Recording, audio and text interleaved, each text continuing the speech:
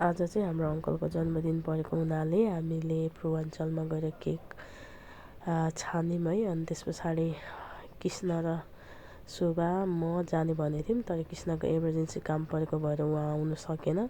अनि त्यहाँ यसो हेर्दै जाँदाखेरि आइसक्रिम देख्यौँ। अब चिसो भए पनि हामीलाई चिसो लागे तापनि हामीले आइसक्रिम छोडिनौँ है। हामी गर्मीमा त के आइसक्रिम है, जाडोमा पनि नछोड्ने खाले पऱ्यौँ कि। अनि एकछिन बस्यौँ। अनि शोभा र मैले मात्र इन्जोय गऱ्यौँ है, किन भन्दाखेरि कृष्ण हामीसँग थिएन। अनि उसको चाहिँ एकदमै लास्ट मोमेन्टमा आएर ऊ चाहिँ अरू कुराले गर्दाखेरि ऊ आउनु सकेन है। अनि जहिले हामीले भिडियोहरू बनाउँदै गर्दाखेरि यो जुन तपाईँहरूले देख्दै हुनुहुन्छ नि, यो रोड जहिले पनि यहाँ आएर यो कुन मार्ग हो थाहा छ भन्दै हाम्रो डाइलगै भइरहेछ है। तर के गर्नु, हामीलाई अलिकति हाम्रो क्यामेराले मोबाइलले धोका दियो, हाम्रो भोइस रेकर्ड नहुने। अब के गर्नु, आइफोन होइन है, माई फोन हो, त्यही भएर। अनि हामी चाहिँ अङ्कलको घरतर्फ, अङ्कल आन्टीको घरतर्फ लाग्यौँ है। निकै अँध्यारो भइसकेको थियो। अब आफ्नो आफ्नो कामहरू सिद्धाएर सबै कुराहरू गरेर निस्केको नि त।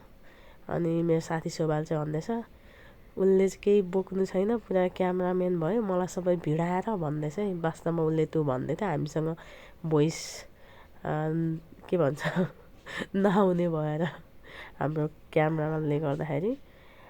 अनि हामी चाहिँ ल है हाम्रो अङ्कल आन्टीको घर आइपुग्यौँ है।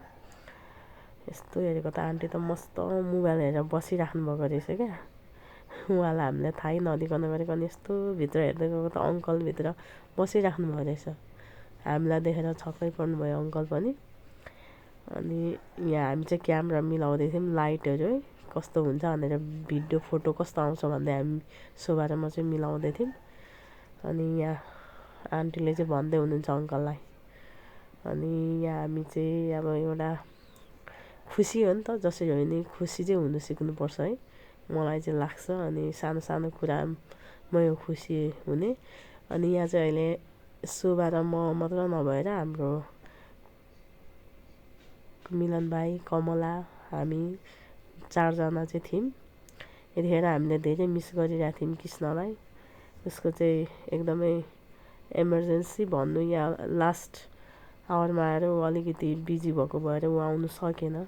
तर पनि हामीले केही छैन, साथीलाई धेरै मिस गरे पनि हामीले अङ्कलको बर्थडे चाहिँ राम्रोसँग मनाउन सफल भयौँ जस्तो लाग्यो है। अङ्कल आन्टी खुसी हुनुहुन्छ। उहाँहरू 2 जना मात्र भएको कारणले गर्दाखेरि हामी जाऊँ न, के भयो त, खुसी हुने कुराहरूमा चाहिँ हामी पछि पर्नु हुँदैन नि भन्ने हिसाबले चाहिँ हामी यसरी आन्टी अङ्कलको घर गएका थियौँ। एकदमै खुसी हुनुभयो अङ्कल आन्टीहरू हाँसिरहेको देख्दा, खुसी भएको देख्दा चाहिँ हामीलाई पनि एकदमै खुसी लागिरहेको थियो। अब यहाँ चाहिँ बिचमा चाहिँ हँसाउने कुराहरू भइरहेको थियो, तर पनि मैले त्यो भोइसहरू सुनाइनँ, यहाँ कतिवटा कट गर्नुपर्ने भएको कारणले गर्दाखेरि। अनि आजको हाम्रो भिडियो चाहिँ यस्तै छ है।